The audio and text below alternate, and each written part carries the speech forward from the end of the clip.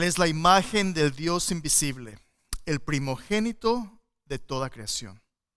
Porque en Él fueron creadas todas las cosas, las que están en los cielos, las que hay en la tierra, visibles e invisibles, sean tronos, sean dominios, sean principados, sean potestades. Todo fue creado por medio de Él y para Él.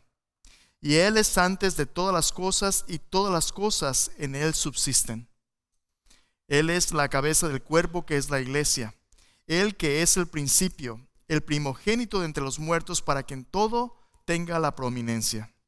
Por cuanto agradó al Padre que en Él habitase toda plenitud, y por medio de Él reconciliar consigo todas las cosas, así las que están en la tierra como las que están en los cielos, haciendo la paz mediante la sangre de su cruz. Y a vosotros también, que erais en otro tiempo extraños y enemigos en vuestra mente, haciendo malas obras, ahora os ha reconciliado en su cuerpo de carne por medio de la muerte, para presentaros santos y sin mancha e irreprensible delante de Él. Si en verdad permanecéis fundados y firmes en la fe, y sin moveros de la esperanza del Evangelio que ha sido oído, el cual se predica en toda la creación que está debajo del cielo, del cual yo, Pablo, fui hecho ministro. Este es mi Rey. En Colosenses capítulo 1, versículo 15 al 23, el apóstol Pablo, después de haber dado gracias a Dios por una iglesia sana, por una iglesia por la cual vale la pena darle gracias a Dios, una iglesia llena de fe, una iglesia llena de amor, una iglesia llena de esperanza. Ahora Pablo viene a la iglesia y le dice: iglesia, pon atención, porque en un mundo de tantas voces, en un mundo donde tantos compiten por tu atención, solamente hay uno que se merece toda tu devoción. Solamente hay uno que debe capturar toda tu pasión, y ese uno es Jesús el Cristo. En el verano de 1961, un entrenador que ahora es muy famoso llegó a entrenar a los jugadores de fútbol de un equipo que acababa de perder el campeonato. Llegó con ellos unas 3 docenas de atletas profesionales, fuertes, diestros. Llegó con ellos y, tomando un balón de estos, les dijo: caballeros, este es un fútbol. Este hombre, su nombre es Vince Lombardi. El trofeo del campeonato de fútbol americano lleva su nombre. Y Vince Lombardi, pareciera que en esa primera sesión de entrenamiento que tuvo con los Green Bay Packers, pareciera que estaba ofendiendo su intelecto o su experiencia, porque esos eran atletas profesionales, jugadores de fútbol profesionales.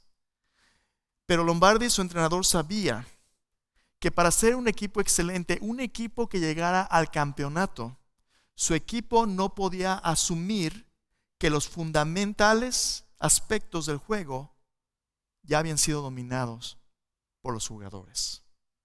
Él no dejó nada a asumir. Él comenzó desde el principio. Y desde el principio les dijo: este es un balón de fútbol, está constituido de tal manera, estas costuras que tiene aquí son para que usted lo agarre, se agarra así, se tira así, cuando lo tira tiene que tener cierto giro, se atrapa así. Pero entrenador, eso yo ya lo sé. Eso es para niños chiquitos, eso yo ya lo sé. Toda mi vida profesional he estado haciendo eso, eso ya lo sé. Pero nunca puedes asumir que lo que ya lo sabes, ya lo dominaste perfectamente. Si no, explícame por qué perdiste el campeonato. Hermanos, la iglesia está viviendo en un tiempo donde hay tantas voces que llaman por nuestra atención. Hay tantas agendas sociales, tantas controversias culturales. Todo el mundo quiere que hablemos de nuestra opinión o que digamos qué piensas de esto o aquello. Pero nos podemos a pensar, ¿qué es lo que Dios dice? Para la iglesia solamente hay una voz y solamente hay una pasión.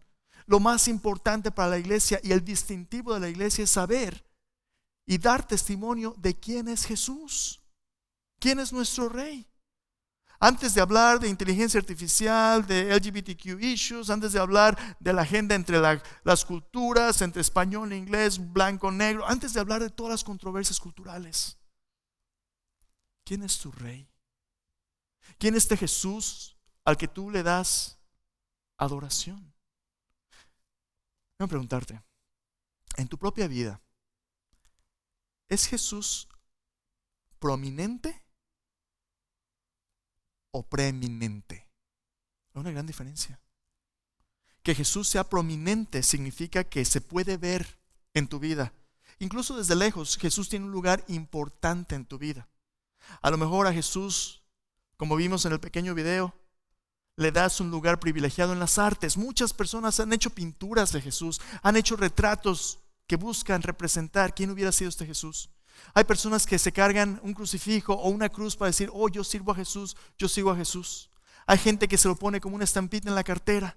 Hay gente que pone una calcomanía en su coche, ¿verdad? Un pescadito, que sepan que soy cristiano. Todo tipo de cosas. A lo mejor tú de vez en cuando en la gente menciona su nombre. Dios te bendiga. ¿Cómo te estás yendo? Oh, yo estoy bendecido. A lo mejor da señales de Jesús parte de tu vida. Incluso vienes a la iglesia, le adoras. Vas a estudio bíblico, traes tu Biblia. Jesús es prominente, pero eso no significa que sea preeminente.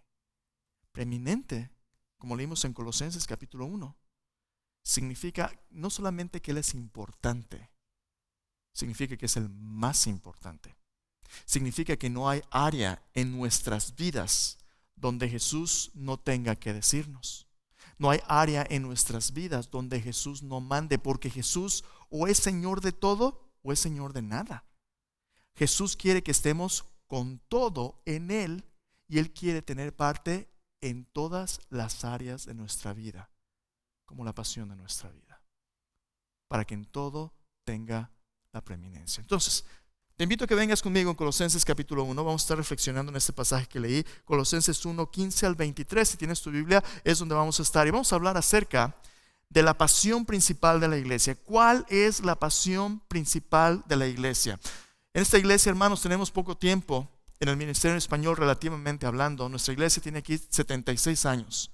Pero por la gracia de Dios nos ha puesto en una comunidad donde hay un montón de personas que hablan español. Y Dios nos ha dado un mensaje que proclamar. Y ese mensaje no es, oye, ven a mi iglesia. No, tenemos un mucho mejor mensaje.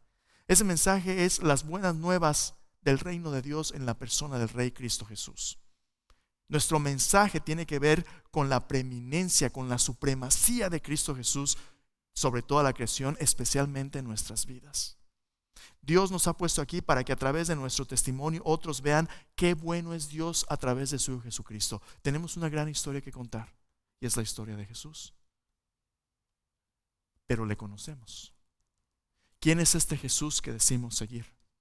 Como vamos a ver el día de hoy, el apóstol Pablo en este pasaje nos da un par de razones que este mundo desesperadamente necesita escuchar acerca de por qué Jesús es mejor que cualquier cosa que este mundo pueda ofrecer. Pablo, agradecido por la iglesia de los Colosenses, ahora quiere que la iglesia se enfoque en su fútbol, se enfoque en el aspecto más fundamental y la razón principal por la cual la iglesia existe. La iglesia existe para glorificar a Dios por medio de Cristo Jesús. ¿Quién es este Jesús? Entonces quiero compartirte un par de cosas el día de hoy. De nuevo, Colosenses capítulo 1, versículo 15 al 23 es donde vamos a estar. Un par de cosas. Vamos a ver que en un mundo de voces que compiten por nuestra atención, la pasión de la iglesia debe ser, primero, la preeminencia de Cristo como el Creador. La preeminencia de Cristo como el Creador, como Dios quien creó los cielos y la tierra, porque es este Jesús quien nos da un propósito, no solamente al mundo, sino para nuestras vidas. Ven conmigo de nuevo ahí, Colosenses 1, versículo 15 al versículo 17. Lo vamos a leer de nuevo para recordar lo que Pablo dice. Dice ahí, Él es la imagen del Dios invisible, el primogénito de toda creación. Porque en Él fueron creadas todas las cosas, las que hay en los cielos, las que hay en la tierra, sean visibles o invisibles, sean tronos, dominios, sean principados, sean potestades. Todo fue creado por medio de Él y para Él. Y Él es antes que todas las cosas, y todas las cosas en Él subsisten. ¿Quién es este Jesús que confesamos como Señor y Salvador? ¿Quién es este Jesús que cada vez que nos reunimos en su nombre para estar en la presencia de Dios? Este Jesús que nos dijo que donde 2 o 3 estén reunidos en su nombre, ahí está Él. ¿Quién es este Jesús?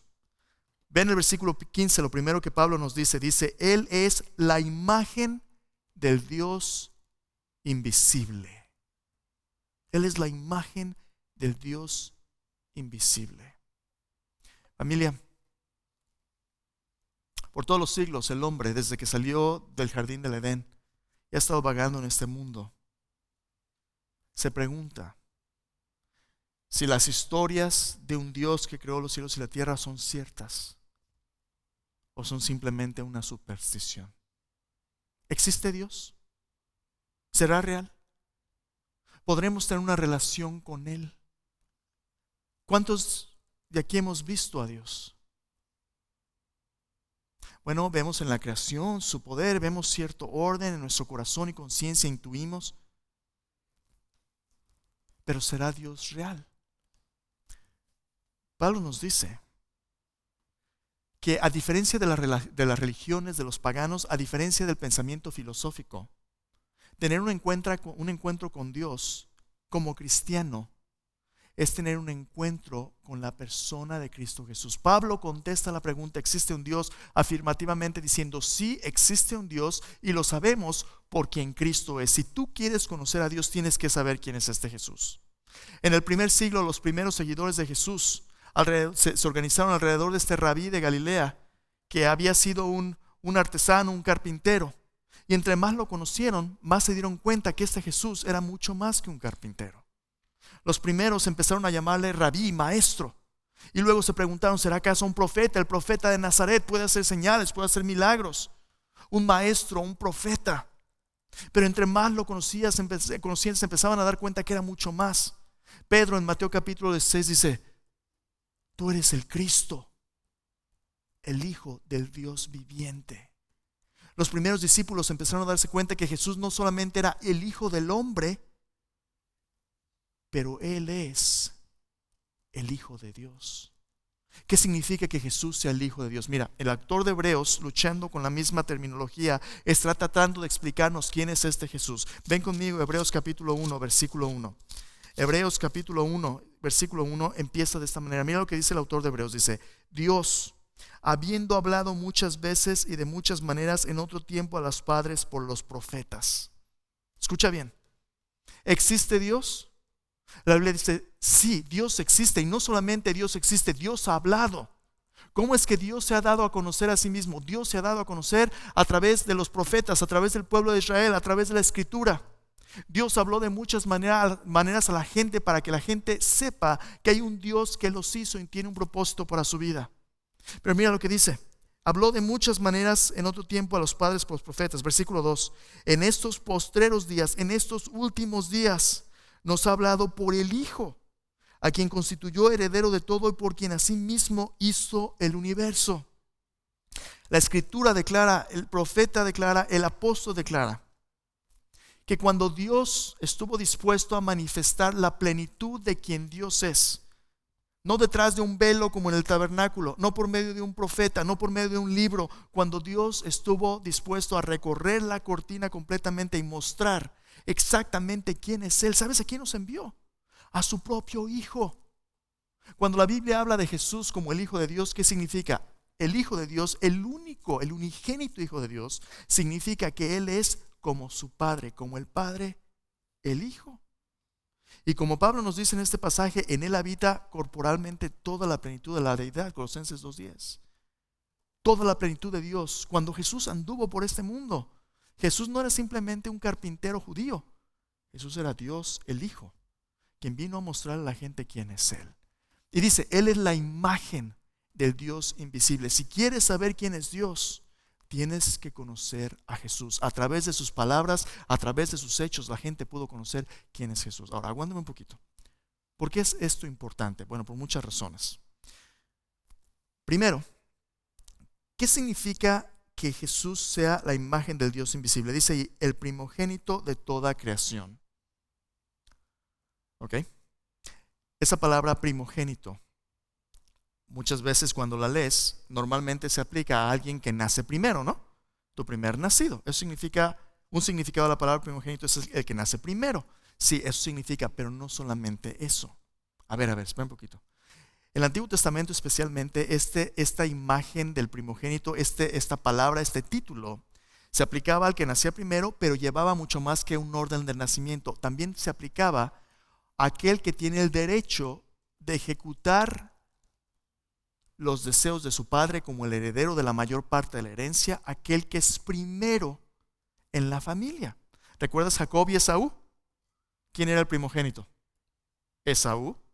Pero Jacob en un momento de oportunidad le compró su derecho de primogenitura y se lo cambió por un plato de lentejas, ¿verdad? Pero Jacob compró el derecho de ser el primogénito. ¿Qué significa eso de primogénito? En la Biblia hay mucho más que el orden de nacimiento. Primogénito, de hecho, en muchos pasajes se refiere a aquel que es el más importante, el que tiene el derecho el que es primero y preeminente. En el Salmo, por ejemplo, 89, 27, Dios habla acerca del rey de Israel y dice: yo lo pondré como el primogénito, el más prominente de los reyes de la tierra. Hablando del rey judío, habla de esta posición exaltada gobernando sobre todas las naciones. Cuando Job habla acerca del primogénito de la muerte como una figura de su enfermedad. ¿La muerte tiene hijos? No, es una figura de lenguaje que habla acerca de la prominencia de cierto aspecto, en este caso la enfermedad, como la expresión de muerte en su vida. Ok. En el Antiguo Testamento, el primogénito es el preeminente de la familia. De hecho, primogénito se aplica a personas que no nacieron primero, aunque a veces sí se refiere a quien nazca primero. Mira lo que Pablo está diciendo. Vuelve conmigo a Colosenses. Algunas personas dicen: es que mira, Jesús es una criatura. Es la primer creación de Dios, es el que nació primero. Dios hizo todo a través de Jesús, pero el primero que Dios hizo es Jesús. ¿Será eso lo que la Escritura está diciendo? Bueno, el versículo 16 no tendría mucho sentido. Dice: porque en Él fueron creadas todas las cosas, las que hay en los cielos, las que hay en la tierra, visibles e invisibles, sean tronos, sean dominios, sean principados, sean potestades. Todo fue creado por medio de Él y para Él. Y Él es antes que todas las cosas. Ve el versículo 17, ¿te fijas? Versículo 17 es especialmente importante. Él es antes que todas las cosas. No dice ahí: Él fue antes que todas las cosas. Dice ahí que Él es. ¿Te acuerdas la respuesta que Jesús le da a los judíos? Antes que Abraham fuese, yo soy. El Dios del Antiguo Testamento, cuando viene a Moisés en la zarza, en Éxodo capítulo 2, 3, 4, en ese llamado de Moisés, Dios se presenta a sí mismo como el que es. Y lo que Pablo nos está diciendo en este pasaje es lo siguiente. Dice: mira todo alrededor, lo que puedes ver y lo que no puedes ver, todo lo que hay en la creación. Adivina quién lo hizo. Todas las cosas fueron hechas por Jesús, y nada de lo que ha sido hecho sin Él fue hecho. Eso es Juan capítulo 1. Jesús no es una criatura de Dios. Jesús es entre toda la creación el que está por encima de todo. Es el creador. Mira, la lógica es tan sencilla como esto. La Escritura nos dice que Jesús hizo todas las cosas. Si Jesús hizo todas las cosas y no hay nada que fue hecho sin Él, ¿podrá Jesús ser una cosa creada? No, porque todo fue hecho por Él. Eso claramente exenta a Jesús de ser una criatura. Pero no solamente eso, no solamente Pablo quiere que entendamos como iglesia que Él es quien hizo todas las cosas. Pablo quiere que entendamos que a través de Él podemos conocer a Dios, porque Él es la imagen de Dios. Mira cómo lo dice en el versículo 17. Dice: Él es antes de todas las cosas y todas las cosas en Él subsisten. ¿Qué significa eso de que en todas las cosas en Él subsisten? Todas las cosas en Él permanecen juntas. Todas las cosas en Él se sostienen. En otras palabras, lo que da unidad, significado, orden, belleza a este mundo, estructura y consistencia, es la persona de Cristo Jesús. ¿Por qué eso es importante? ¿Te acuerdas? En Génesis capítulo 1, versículo 26 y 27, cuando Dios hizo al primer hombre y la primera mujer, ¿qué dijo Dios en Génesis 1, 26? Hagamos al hombre a nuestra imagen, conforme a nuestra semejanza. Señorea en los peces del mar, en las aves de los cielos, en las bestias, en toda la tierra. Los bendijo Dios, les dijo: fructificad, multiplicaos. Pregunta: ¿Cómo es que Dios hizo al hombre y la mujer? ¿A su qué? A su imagen y semejanza. Entonces déjame preguntarte, ¿quién es la imagen de Dios? ¿Quién? Alguien está poniendo atención a su Biblia, ¿verdad? Colosenses 1:15 nos dice, Cristo es la imagen del Dios invisible. Cristo Jesús, Él es la imagen de Dios. Déjame preguntarte, ¿es el ser humano la imagen de Dios? No. Nosotros no somos la imagen de Dios. Nosotros fuimos creados a su imagen. Hay una gran diferencia. Cristo es el único que representa fielmente quien Dios es y que por su humanidad nos permite conocer como seres humanos quién Dios es. Cristo es la representación perfecta de Dios y también de nuestra humanidad. Cristo es el único que es la imagen de Dios. Nosotros somos hechos a su imagen, lo cual significa que nuestra humanidad, como hombres, como mujeres, nuestra humanidad encuentra el propósito por el cual Dios nos hizo cuando nos damos cuenta quién es Jesús y somos transformados a su imagen. Hay un montón de filosofías allá afuera, hermanos, en el mundo que buscan reemplazar a Dios, reemplazar a Cristo y crear un estilo de vida antropocéntrico, centrado en nosotros como seres humanos solos, y buscan hacernos Dios. Tú no necesitas a Dios, no necesitas a Cristo. Tú puedes ser el que esté en control de tu vida. Tú puedes ser tu propio Señor, que nadie te diga nada. El mundo, cuando no conocemos a Cristo, somos por naturaleza sin Dios. Somos ateos naturales. Sin Cristo estamos sin Dios, pero también estamos perdidos en nuestra humanidad. Estamos alejados de Dios. Mira, ¿por qué eso es importante? Porque dependiendo el Dios al que adoramos es en lo que nos convertimos. Déjame decirte por qué es tan importante. Me gusta ver las noticias. Esta semana salió una noticia, algo muy interesante. Hay una nueva invención, un nuevo artefacto que pronto parece que va a salir al mercado. Vamos a ver si sale. Pero este muchacho es un estudiante de la escuela de Harvard. Dejó la escuela para salirse e inventar tecnología y ha sido muy exitoso. Y acaba de crear un pequeño pendiente, un collar que parece como si fuera una de esas tabletillas de hockey con los que juegan un hockey puck. Y lo hizo como si fuera un collar y te lo puedes poner aquí colgado. Y este artefacto tiene inteligencia artificial. En las noticias dice, Tab, se llama Tab ese artefacto. Tab es un collar que ha recabado $1.9 millones para reemplazar a Dios. Bueno, ¿de qué se trata esto? Y ahorita te voy a decir lo que dice el que lo creó. Este collar se conecta con el internet vía wireless, se conecta con el internet y te escucha las 24 horas del día. Ay, no, espérate, yo no quiero que nadie me oiga todo el tiempo. No te preocupes, ya hay un montón de cosas que te oyen todo el tiempo. ¿Tu teléfono te escucha todo el tiempo? ¿No te ha sorprendido que de repente estás manejando y Siri te dice, hello? Siri, yo no te hablé, ¿no? O Alexa, si tienes un eco, todo el tiempo, ¿verdad? Te oye.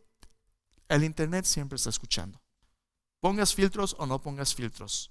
El internet está creciendo para convertirse no nada más en una red de información, sino un internet de cosas que está aprendiendo de toda la humanidad y todo el mundo alrededor y está empezando a sintetizar lo que aprende y están empezando a crear lo que se llama inteligencia artificial. La pregunta es ¿para qué? Bueno, puede ser una gran herramienta para crear medicinas, diagnosticar, puede ser una gran herramienta. Pero recuerda, como hablamos hace varias semanas, todas las herramientas y las tecnologías no es que sean malas en sí mismas, pueden serlo. Es cómo las usamos y cómo nos transforman. Las tecnologías muchas veces crean dependencias. Ahora escucha lo que dijo el autor de por qué creó este artefacto. Dice aquí, Tab no es un asistente, punto. No estoy construyendo algo que le va a permitir a la gente simplemente conectarse con información o con tu correo electrónico. Dice, lo que estoy construyendo solamente es esto. Quiero hacer un amigo que pueda convertirse en un aliado creativo, que te pueda ayudar como tu entrenador de vida, que pueda ser un terapista cuando lo necesites. Dice él, lo que estoy tratando de hacer es crear una nueva relación en tu vida, tan radicalmente transparente sin que te preocupe el ser juzgado. ¿A quién no le gusta que lo traten bien y le digan, ay, la llevas, échale ganas, porras? Soy tu fan número 1. Eres mi héroe. Dice, pienso que esta relación es la relación que la gente antes tenía con Dios, pero que ya no existe en el mundo moderno. Deja que eso se te baje al corazón, ¿verdad? Cuando tenías problemas antes, tú orabas y le decías, Señor, te necesito, ayúdame, me duele. Nada de malo con ir al médico, ve al médico. Dios nos dio dominio sobre la creación, la medicina es buena. Pero la Biblia nos dice que hay un Dios que nos hizo, del cual dependemos para que nuestra vida subsista. Pero ahora con tu teléfono lo único que tienes que hacer es Google, ¿verdad? Para ver de qué estás enfermo. ¿Para qué oras ya? Pregúntale a Google. Y si ahora tienes un terapista que te diga, no te preocupes, todo va a estar bien, sin juicio. Pero Jesús nos dijo que solamente Él es el camino, la verdad y la vida, y que nadie viene al Padre si no es por Él. Solamente Jesús, 1 Timoteo 2:5 dice, hay un solo Dios y un solo mediador entre Dios y los hombres, Jesucristo, hombre. Jesús sabe lo que es ser Dios, sabe lo que es ser humano. Y porque Jesús entiende a la humanidad y a Dios, Él es el vínculo perfecto para llevarnos a Dios.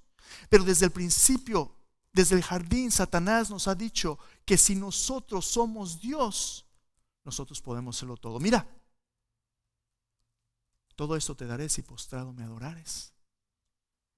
No moriréis, sino que sabe Dios que el día que comáis de Él serán abiertos vuestros ojos, seréis como Dios, sabiendo el bien y el mal. No necesitas nadie que te juzgue, tú puedes saber el bien y el mal tú mismo. Reemplaza a Dios. Pero en la Biblia, iglesia, Jesucristo es irreemplazable porque Él es el creador de los cielos y la tierra, sean cosas visibles, sean cosas invisibles. Mira, en el video vimos ciertas imágenes de Jesús, ¿verdad? Yo crecí en México. Yo crecí yendo a la iglesia 2-3 veces por semana, la tradición católico romana. Mi abuela me llevaba, mis padres me dieron lo mejor que pudieron. Pero yo seguía asistiendo a una iglesia donde tradición tras tradición, sacramento tras sacramento, nunca hacían justicia. ¿Quién es este Jesús? Todo el mundo me decía, es que ora al santo fulano, al ángel de mi guarda, al todo esto, ángeles serafines, todas las rezos, jaculatorias, todo esto. Pero nunca podía tener la certeza de la vida eterna. Ni un día un amigo me predicó el evangelio y me dijo, mira lo que dice la Biblia, Jesús es el Cordero de Dios que quita el pecado del mundo. Jesús murió por tus pecados. La Biblia dice, de tal manera amó Dios al mundo que ha dado a su Hijo unigénito, para que todo aquel que en Él cree no se pierda, mas tenga vida eterna. 1 Juan 5:20 dice, pero sabemos que el Hijo de Dios ha venido y nos ha dado entendimiento para conocer al que es verdadero, y estamos en el verdadero, en su Hijo Jesucristo. Este es el verdadero Dios y la vida eterna. 1 Timoteo 2:5, porque hay un solo Dios y un solo mediador entre Dios y los hombres, Jesucristo, hombre. ¿Qué? ¿Que hay un solo mediador? Si a mí me han enseñado que miles de mediadores, que las vírgenes, que los rosarios, que las estampitas, que San Francisco de Porres, que quién sabe qué tanto. Escúchame bien. Si quieres acercarte a Dios, así como los paganos, tienes multitud de opciones que te van a ofrecer, darte todo tipo de influencias y de cosas, pero todos esos son distracciones del único camino. Jesús dijo, yo soy el camino, Juan 14:6, yo soy la verdad, yo soy la vida, nadie viene al Padre si no es por mí, porque Él es el creador, Él es quien nos hizo, Él quien nos da significado. Y si tú, escúchame bien, si tú estás perdido tratando de encontrar un camino, Él es el camino. Si tú estás involucrado en todo tipo de confusiones, mentiras, sistemas religiosos, sea la magia, sea la religión, Jesús dice, yo soy la verdad. Él no te va a mentir. Él te va a decir las cosas como son. ¿Y sabes qué? Lo que sabe Jesús que estás buscando es esto. Tú estás buscando vida y Jesús dice, yo soy la vida y vida abundante. Juan capítulo 1, versículo 1 al 3 dice, en el principio era la palabra, el verbo. El verbo, la palabra, estaba con Dios. El verbo era Dios. Todas las cosas por Él fueron hechas, y sin Él nada de lo que ha sido hecho fue hecho. En Él estaba la vida. La vida era la luz de los hombres. La luz en las tinieblas resplandece, y las tinieblas no prevalecieron contra ella. Este es Jesús, la luz del mundo. Y Pablo le dice a la iglesia, que nunca se te olvide que Jesús es el creador, quien le da significado a tu vida. Pero no solamente eso, Él es la expresión perfecta de quién es Dios y de todo lo que queremos ser como seres humanos hechos a su imagen. Pero ¿cómo le vamos a hacer si somos pecadores tan lejos de Dios? Aquí está la segunda verdad.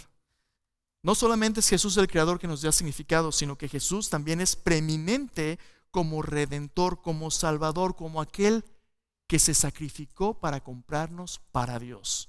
Dios quiere que sepamos que Dios está recreando al mundo y la humanidad a través de Jesús. Miren lo que dice el versículo 18.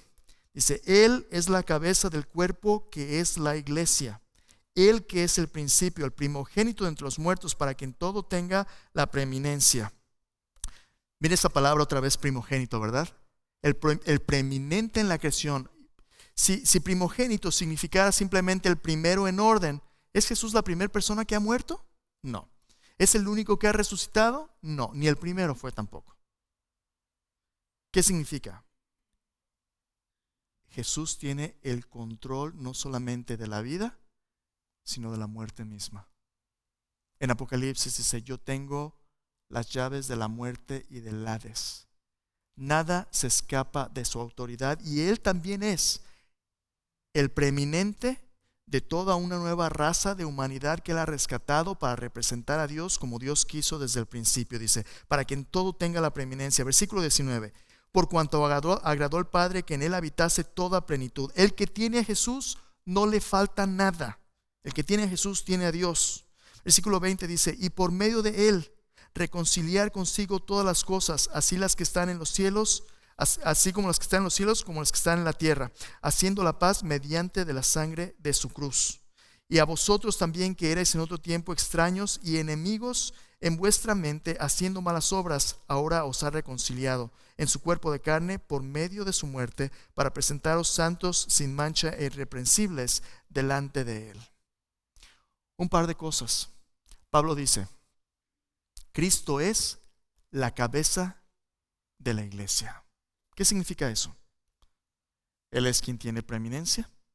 Él es quien está sobre toda autoridad y sobre todo nombre. Mira, a veces aquí en los Estados Unidos la gente tiene la costumbre, especialmente cuando van a iglesias muy prominentes, muy grandes, de pastores famosos. Oye, ¿qué iglesias vas? Oh, yo voy a la iglesia del hermano fulano. Oh, está bien. Voy a preguntarte. Cuando tú vas a la iglesia, ¿vas sabiendo que tú eres parte de la iglesia? ¿O nomás vas a un lugar? La iglesia no es un lugar. La iglesia son las personas que siguen a Jesús. Ahora la pregunta es, ¿quién es la cabeza de la iglesia? Cristo. No es ni el Papa, ni el pastor, ni la denominación. Cristo Jesús. Cristo. Significa que Cristo es preeminente y significa que Cristo está a cargo y Él es la fuente de la vida de este cuerpo. ¿Por qué? Porque solamente Cristo, con su vida perfecta, con su muerte, con su sacrificio en la cruz, con su sangre, pagó, dice ahí, nuestra redención, que es la redención, el precio de nuestra salvación. ¿Sabes qué fue lo que Dios hizo? Cuando Dios apareció y se dio a conocer plenamente a través de su Hijo, en lugar de recibirle, la gente le odió. La paradoja de la salvación es esta. Mira, cuando alguien te ofende a ti, vamos a decir que tú eres el ofendido y la otra persona injustamente te ofendió. Lo que tú esperas es que la otra persona venga y te pida perdón, ¿no? Es lo justo. Y si hay perdón, entonces tú puedes reconciliarte ya. Pero la paradoja de la salvación es esta. Nosotros somos los que ofendimos a Dios, pero Dios es el que nos está rogando, reconcíliate conmigo. Y nosotros somos lo que no creemos. ¿Sabes por qué? Porque de tal manera amó Dios al mundo, en que cuando aún nosotros éramos pecadores, Cristo murió por nosotros. Tanto nos amó Dios, que a pesar de que le escupimos, le maltratamos, Dios lo entregó todo para transformar nuestro corazón. ¿Sabes por qué?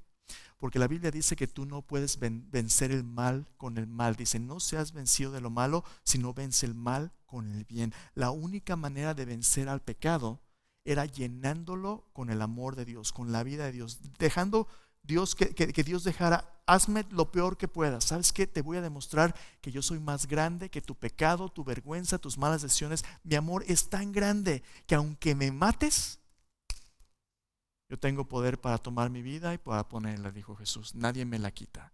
Él es Señor de la vida y de la muerte. En este Señor tú puedes confiar. Porque el Dios de la Biblia, Cristo Jesús, es Dios majestuoso, soberano, pero es Salvador, lleno de gracia, misericordioso y de verdad. Como Él, no hay dos. Como Él no hay Dios. Así que, iglesia, próximo domingo cuando vengas, ¿de qué vamos a hablar?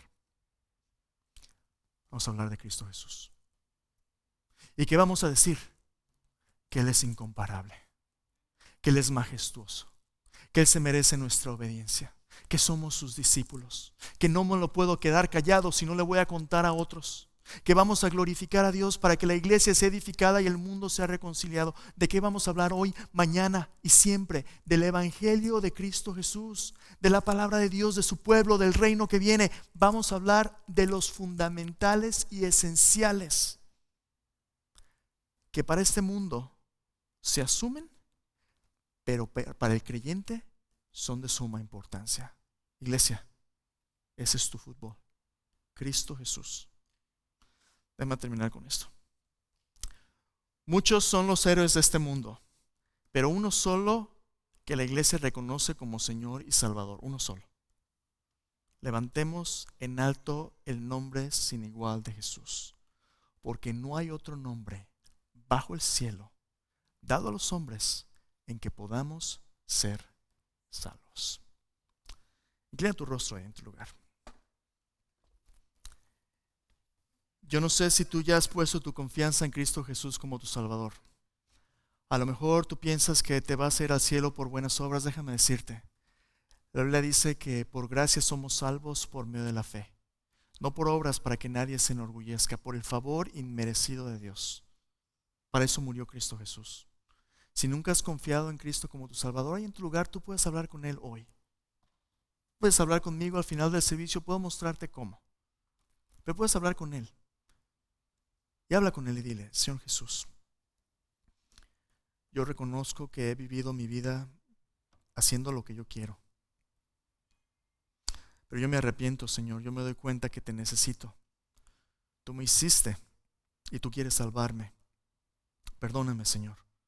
Yo reconozco que soy pecador, pero creo que tú, Jesús, moriste por mí. No estás muerto, tú resucitaste al tercer día, estás vivo. Perdóname, yo hoy confío en ti como mi Salvador, mi Señor. Ven a mi vida, Señor. Límpiame.